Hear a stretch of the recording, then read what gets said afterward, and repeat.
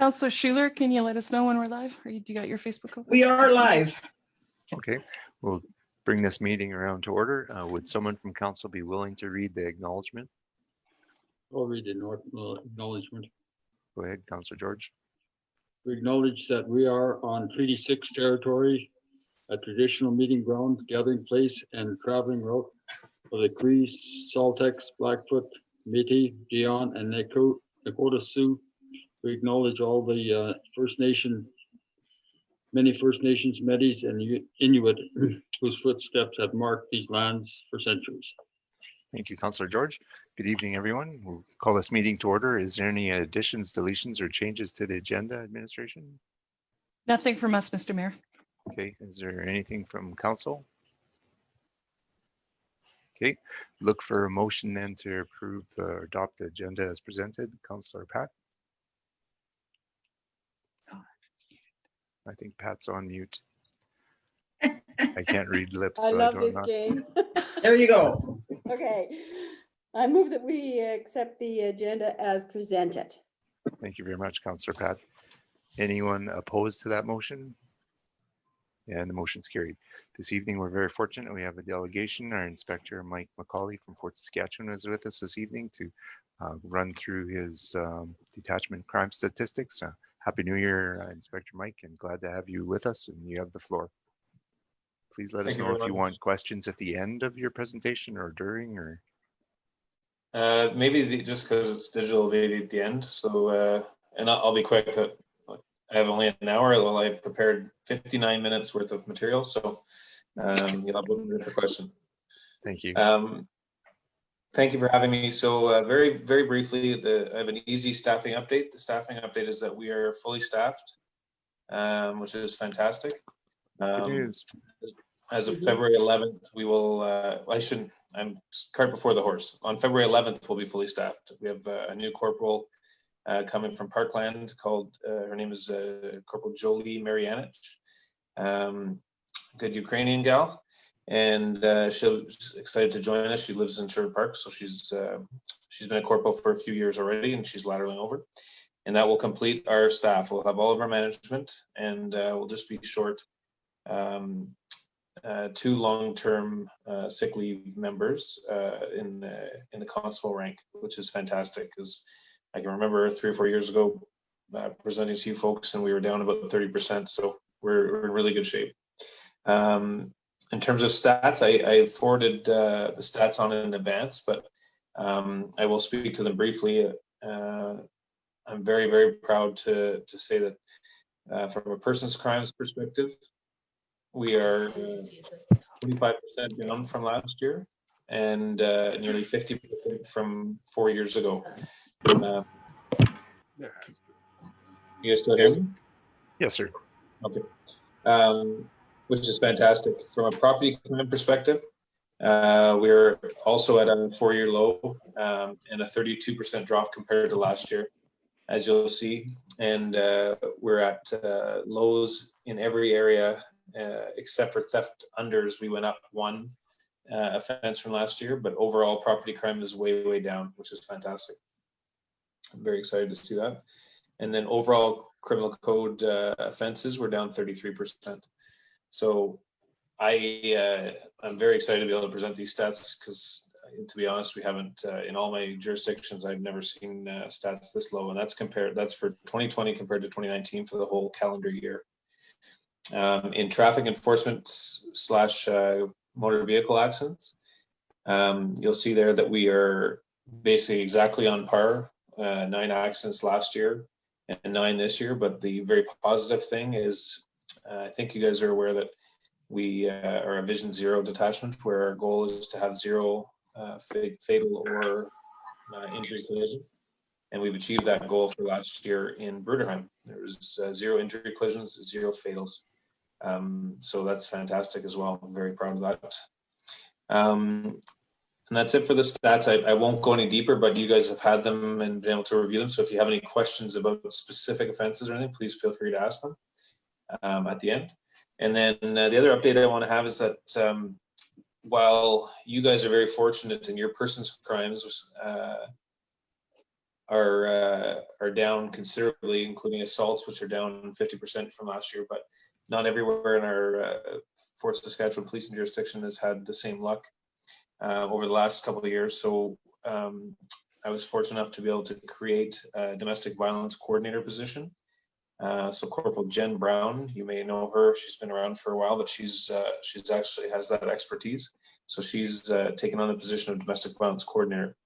Quite briefly, what she'll be doing is she'll be provide expertise in reviewing every single domestic violence file that comes in our area, so that she can be a extra set of eyes and a high level, again, expert view in terms of investigations, in terms of safety planning for the victim, and in terms of strategies. She's also able to partner with other agencies and where need be, jump in and investigate some of the more high risk or high profile domestic violence files. So I'm very excited to have that position available now in our detachment. I will open the floor to questions. One thing I'll ask you guys to consider is we starting in March, I'll be preparing the annual performance plan for next year. So I can present whenever you would like. Sometime after April 1st, I can present last year's performance plan and how we did. But I get like you, Council and your worship, to start either asking questions about next year's now, if you have them, while you have me in front of you, or at least thinking about if there's any specific priorities you want us to consider for next year, as it's never too early to start planning. And that's all I have for you fine folks. Great, thank you very much, Inspector Mike. Does anyone have any questions for Inspector Mike? Councillor Pat and then Councillor Judy. Thanks for meeting with us tonight, Mike. I just want to say kudos on the domestic violence coordinator you have in place. It's rough times right now for lots of families, and to have something like this is, I feel, quite proactive, timely, and once again, kudos. It says a lot. Thank you. Thank you. Councillor Judy. Yeah, thanks for coming out. Staff Sergeant Mike, No, or what's your Inspector Mike. official? Inspector Mike. Just Okay, Mike. Anyhow, thanks for coming out. A couple things. I noticed like our numbers went down. I kind of studied them there. I kind of attribute it to the big COVID that's happening and everybody being locked down consistently. We can't do an awful lot. I'm surprised our domestic violence went down, and I'm happy about it because you hear about those things happening, and then when we see our numbers, I guess we're fortunate. So that's good. With COVID happening and stuff, are you planning, or is there any plan to, as a government puts different things into place, any plans to hand out tickets or anything like that, people not abiding by the laws? So the philosophy of the government and by extension the RCMP and myself is we are all about education first. When it comes to COVID restriction and whatnot. However, by all means, we are armed with the ability to write a ticket should we need to. So, for example, if people are, well, now you're allowed outdoor gatherings, but when you weren't, if people were skating on a pond and they were skating together, we would go, and the first thing we'd say is, hey, guys, you got to keep separate. The only way it would turn into something worse is if they basically said, no, forget it, we're not going to, and then they continued that behavior. Well, that's when we would take an enforcement approach. Other example would be if there was a house party that we were called to and there was 40 people in a house. Well, there's not much you can educate there because obviously people know better. So we might have to take for example, possibly write the registered owner of the house a ticket or something like that. Like we will do those things, but our first goal is to do education first and hope that our citizens will do the right thing. Okay, good. Thank you. Any other questions? Councillor George has a question. Has there been any calls to our area in regard to the COVID-19? Not that I am aware of, no. We've had very few calls for service, to be honest. There's a few more in Fort Saskatchewan proper with some of the outdoor facilities they have there. But no, not to my knowledge. I could double check, but we definitely haven't written a ticket in Bruderheim. We may have had some verbal warnings, but few and far between. Deputy People Mayor are Dan. practicing good measures and Pardon people me, are sir? practicing good measures and. I hope so. Yeah. Either that or you guys don't want to call us. I noticed your presence is a little bit more in town to do with traffic violations and the Traffic Act. We had the peace officer here last week. Even stopped me on my tractor. Oh, were you Just speeding? a reminder that I had to have a triangle on that. Well, But safety he did first. his job. He did his job. Kudos to him. Thank you, Councillor George. Deputy Mayor Dan. Thanks. Again, like everybody else said, Mike, thank you for taking the time to come out here and spend a little chit chat with us. To build on what Judy was saying, how she said that it seems like maybe a lot of the numbers are a bit lower due to the pandemic and various other issues. You said that you guys are all staffed up now, so you're ready to go. Are you kind of thinking that this is a little bit of a calm before the storm? Should anybody be locking down, batting down the hatches and getting ready?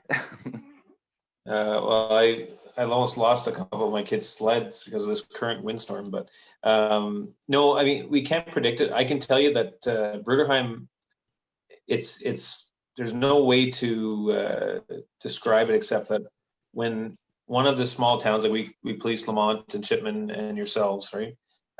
When it comes to the rural towns, I find in my 4 years is that one town will spike because someone will move in that's a guy who likes to has sticky fingers and likes to steal.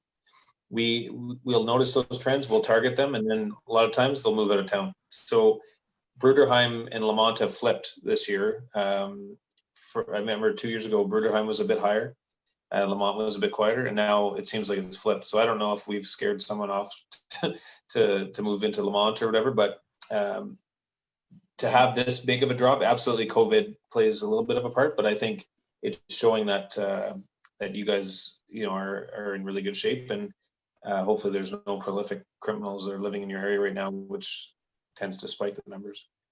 So we should just treat Lamont like Australia and just ship them all over there. I would never say that. Dave. And for the record, because I'm sure you guys all talk, I'm not saying Lamont's out of control or anything. It's just, but it seems like their numbers have remained somewhat constant, whereas yours have dropped considerably. So, COVID, I would say COVID might have a 10%, just as an estimation, a 10% drop in things overall. But to have drops like this, 50% and 32%, that's because I think we're doing our job in targeting people and making, and patrolling so that people don't go and do crime there, hopefully. Thank you. Thank you very much. Councillor Judy. Yeah, and I will say, Mike, that I think your patrolling out here and your targeting has definitely helped. I've noticed myself RCMP around way more than they were the year before. And sometimes just the present makes people more aware of what's happening. And so thank you very much for that. I think that's got a lot to do with it. Awesome, thanks. Anybody else? Questions for Inspector Mike? A couple things, Inspector Mike. I just want to say thanks again to your detachment and your leadership. Is my mic working okay? Yeah. Okay. And really appreciate this information. Are we able to share these stats on our website or anything with our For sure. citizens? Yeah, that's great. Yeah, no problem. I just wanted to ask a question under the total federal, other provincial stats. It says a big jump there, and I'm not sure what that would be for. If Which I'm one, reading sir? it right. Under total federal, it says other provincial stats. It says Okay. 16 in 2019 and 2020 is 41.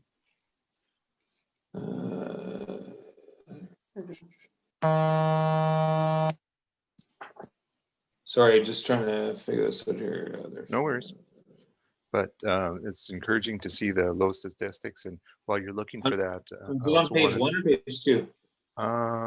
it's on this Page 2. Page 2. Federal. Says, Oh, General total provincial stats, Liquor Act, Cannabis Act, that one? Yeah. yeah, I the see. one So at the that- bottom there, other provincial stats, it says. Yes, sorry, I know, I see it. That encompasses like provincial tickets and whatnot, violation tickets and everything. So you'll see Liquor Act, so that would be open liquor in a vehicle if they write so not a speeding ticket for that. Cannabis Act, there's 4, so that would be writing a violation ticket for cannabis in the vehicle likely. And then other provincial stats, that could be a whole raft of different things. But that's our members. That's our members writing tickets and writing offense enforcement things. So what I suggest is that's a positive thing, because again, our presence is more known there. So I wouldn't worry too much about that. That's not they're not crime related. They're more just provincial statutes. The other thing I was going to mention is with a smaller sample to draw from, when changes happen, you can really see some big changes in percentages. And sometimes we hear from residents that because of the crime in the past, they don't report things. And do you feel that that's a potential cause for some of this, or is that just a rant? It could be. I hope not. I mean, we've always encouraged. We've no call too small. Like, we want to hear from you guys. But I mean, absolutely, that could be, if your residents aren't calling us for crime, then yeah, the numbers will drop. So, but I mean, theft of motor vehicle, nobody's not calling for a theft of motor vehicle, for example, and you see that that's gone down 64%. So, theft overs, most people, like, that's over. If someone loses something over $5,000, they're going to call us, right? So, I hope that's not the case, but it could be. It could be a part of it. Very encouraging to hear the number 64% less on vehicle thefts. Thank you very much. Testament to the good job you guys are doing for us. Thank you. Great, thanks. Any other comments, questions for Inspector Mike? Councillor George? We were talking about the vehicle thefts. What do you attribute the downgrade of vehicle thefts to? What do you? Like I was saying, so what happens with vehicle thefts is typically if someone's stealing a car there, they're not going to drive all the way out to Bruderheim to steal a car. It would be someone, and this is just my opinion, with somebody local that would be stealing a car. So if you get a prolific offender that decides to rent space somewhere in Bruderheim, then their mode of transportation is to steal cars. So they might steal a car a week while they're living there. And often, if we see a trend like that, there's a spike, we'll target, like with our intelligence, we can often find out who's in town that might deserve more of our attention. So again, I would say, there's a bit of luck to it, and possibly a bit of our enforcement, has deterred people from thinking Bruderheim's a quiet place where I can get away with things. Or maybe we put somebody in jail that used to steal a lot of cars there. There's a lot of those types of factors, but and it could be a COVID related thing as well. The fact that people are at home now, so there's less of an opportunity to steal from them. That could be part of it as well. So you're saying maybe a car rustler moved on? Well, hopefully, yeah. hopefully somewhere south or something, Lethbridge maybe. Mm-hmm. And Mike, the final thing I wanted to add is a plug for our local help as Heartland Citizens on Patrol. Working together with your detachment has been very good, and maybe that has some to do with it as well. But just thank you for your support of that organization. Yeah, absolutely. They're invaluable, and volunteers like yourself are very much welcomed at our detachment. We really appreciate their work. Thank you. Any other questions for Inspector Mike? Okay, thank you very much for your time, Mike. We look forward to hearing more from you. And you were looking for some feedback. Did you get any feedback? Remember you mentioned in your presentation you were looking for some feedback. Yeah, no, it's more of a, if you have something now, but otherwise just have it in your mind. And because I always send the emails out, usually around March, saying, do you have any thoughts? So I'm more just giving you a early heads up to say in the next 6 weeks or so, you'll see an email from me. requesting feedback for next year's APP. So if you think of any different targeting areas or something that we're not already covering, let me know. Thank you so much. Thank you. Yep, I Thank you. appreciate your time. Thank you very we much. We didn't tie you up Thanks, for a whole Mike. hour, so And drive safely, eh? Yes. For sure. yeah, he's got a Thank long you so commute much. home. Bye-bye now. Yeah, thank you. Thanks, everyone. Looking for a motion to adopt the presentation from Inspector Mike as information. I can bring that forward. Thank you, Councillor Pat. I move that we accept the report from Inspector Mike McCauley information. Thank you for that, Councillor Pat. Any comments, questions, or concerns with that motion? Once again, thank Inspector Mike for his time and the effort that his detachment is putting into our community. Much appreciated. So is anyone opposed to this motion? And the motion is carried. So we move on to the next order of business, number 6. We need a motion to go out of the public session, and then we will have a motion to go into closed session for a while. So the presentation on Facebook will get suspended for a while, and then we'll be back, right? That's the intention. So Councillor Judy, I make a motion that we go out of public session. thank you for that. Any comments, questions, concerns with that motion? Okay, haven't heard none. Anyone opposed to that motion? And the motion's carried. So now we need a motion to go into the closed session. Make a motion to go into closed session. Do we need to read out the specific information off of the agenda for that motion, CAO Pat? No, we do not, Mr. Mayor. Okay, thank you for that motion, Councillor Wayne. Any comments, questions, or concerns with that motion? Okay, haven't heard none. Call for a vote. Anyone opposed to that motion? And the motion is carried. So now we will be in a closed session.